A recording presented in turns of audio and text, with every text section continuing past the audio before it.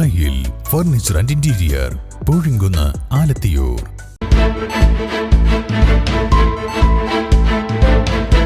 നമസ്കാരം, വെട്ടർ ന്യൂസ് ക്യാപ്സൂളിലേക്ക് സ്വാഗതം. പവൻ ഗോൾ തിരൂർ. രാജ്യം ഇന്ന് 76ാം റിപ്പബ്ലിക് ദിനം ആഘോഷിക്കുന്നു. തിരൂർ താലൂക്ക് ഓഫീസിൽ sub collector Dileep K Kainikkara പതാക ഉയർത്തി. ഭരണഘടനാ മൂല്യങ്ങൾ പുതുതലമുറക്ക് പകർന്നു നൽകാൻ കഴിയണമെന്ന് സബ് കളക്ടർ റിപ്പബ്ലിക് ദിന സന്ദേശത്തിൽ പറഞ്ഞു. ലോകത്തിലെ ഏറ്റവും കരുത്താർന്ന ജനാധിപത്യ രാഷ്ട്രത്തിന്റെ ചരിത്രശോഭയിൽ അതിവിശിഷ്ടമായ സുദിനമാണിന്ന്. പിന്നിട്ട കാലം നമുക്കായി കരുതിവെച്ച ആവേശവും വരാനിരിക്കുന്ന കാലത്തെക്കുറിച്ചുള്ള ശുഭ പ്രതീക്ഷയുമാണ് ത്രിവർണം ചാർത്തിയുള്ള ഈ നാഴികക്കല്ലിനുള്ളത്. തിരൂർ താലൂക്ക് ഓഫീസ് അങ്കണത്തിൽ sub collector Dileep K Kainikkara പതാക ഉയർത്തി.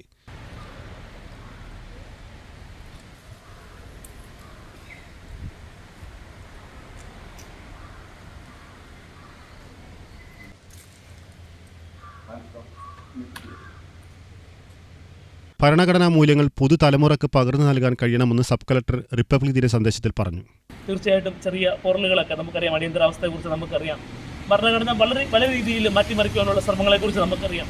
പക്ഷേ നമ്മുടെ വിവിധ രാഷ്ട്രീയ നേതാക്കളാകട്ടെ, ജുഡീഷ്യറി ആകട്ടെ, നമ്മൾ സർക്കാർ ജീവനക്കാരൊക്കെ ഉൾപ്പെടുന്ന എക്സിക്യൂട്ടീവ് ആകട്ടെ, നമ്മളെല്ലാവരും അത്തരം നീക്കങ്ങളെ പല കാലങ്ങളിൽ ചേർത്ത് തോൽപ്പിക്കുവാനും ആ ഭരണഘടനാ മൂല്യങ്ങൾ വരും തലമുറകൾ കൂടി പകർന്നു നൽകാവുന്ന രീതിയിൽ പലപ്പോഴും അത് കൂടുതൽ വികസിക്കുന്ന ഒരു കാഴ്ചപ്പാടൊക്കെ നമുക്ക് കാണാൻ സാധിക്കും.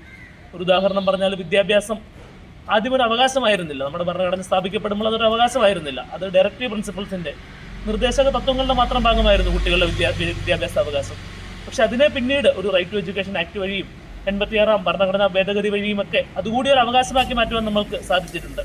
പൂർണ്ണമായ ജനാധിപത്യ ബോധ്യം സമൂഹത്തിനുണ്ടാവണമെന്നും കൂടുതൽ അവകാശങ്ങൾ ഉൾക്കൊള്ളിച്ച സമൂഹ വികസന കാഴ്ചപ്പാട് വിദൂരമല്ലെന്നും സബ് കളക്ടർ പറഞ്ഞു. തിരൂർ തഹസിൽദാർ CK ആഷിഖ്, വെഹിക്കിൾ ഇൻസ്പെക്ടർമാരായ K നിസാർ, മുരളീധരൻ പിള്ള എന്നിവർ സംസാരിച്ചു. തിരൂർ GM UP സ്കൂളിലെ വിദ്യാർത്ഥികളും അധ്യാപകരും ചടങ്ങിൽ സംബന്ധിച്ചു. Butter news Tirur.